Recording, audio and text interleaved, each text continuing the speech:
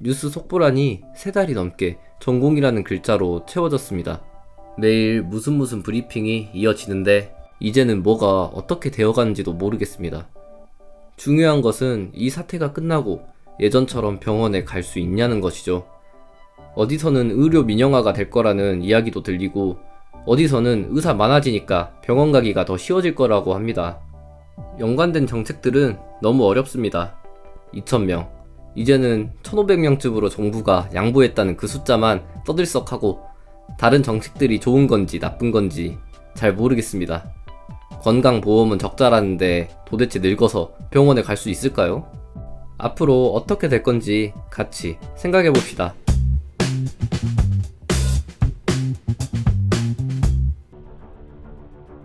전공의의 사직은 2월 20일에 이루어졌죠. 5월 30일에 100일째였으니 의료 공백이 시작된 지 벌써 100일이 넘었습니다. 사태가 시작되자마자 정부에서는 여러가지 명령을 내렸죠.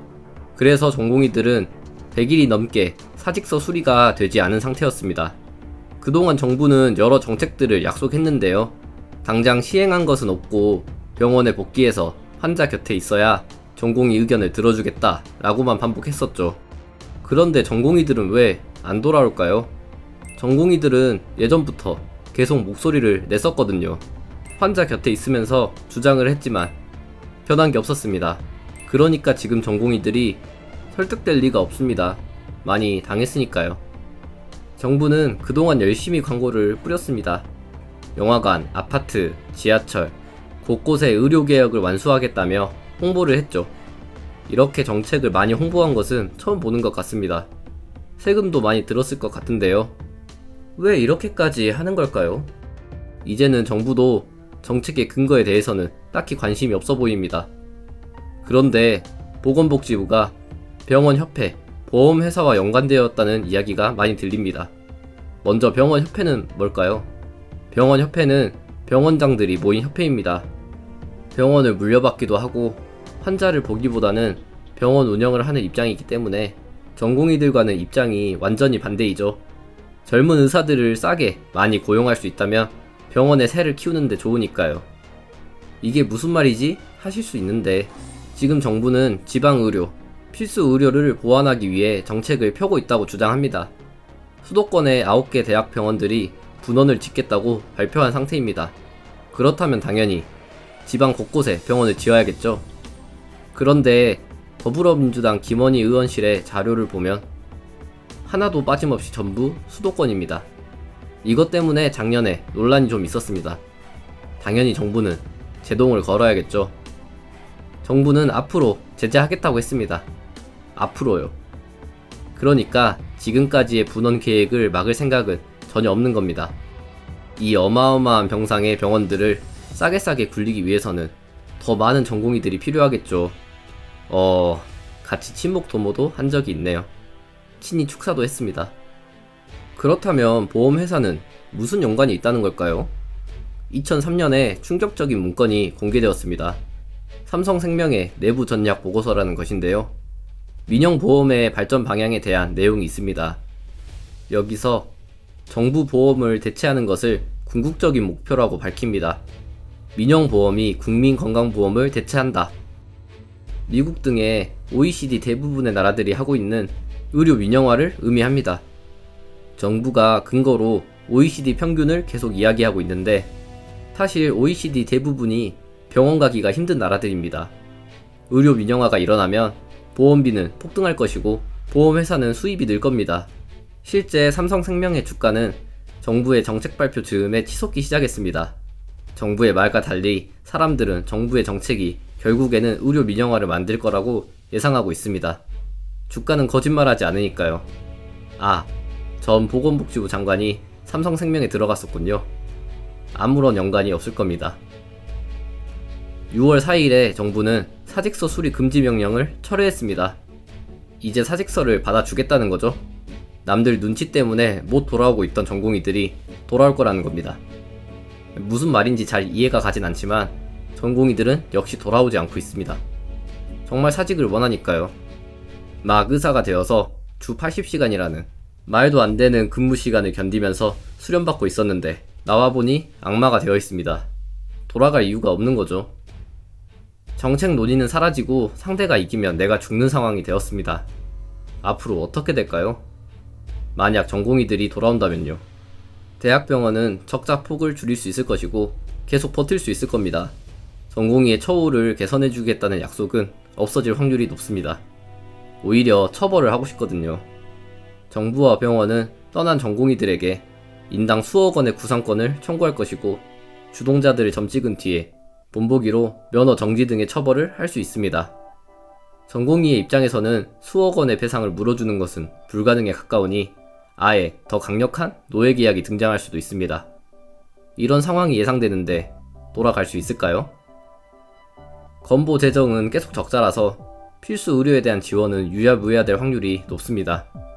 의사가 늘면 건강보험 재정 유지는 더 힘들어질 겁니다. 의사랑 간호사 월급 줄이면 되지 않냐고요?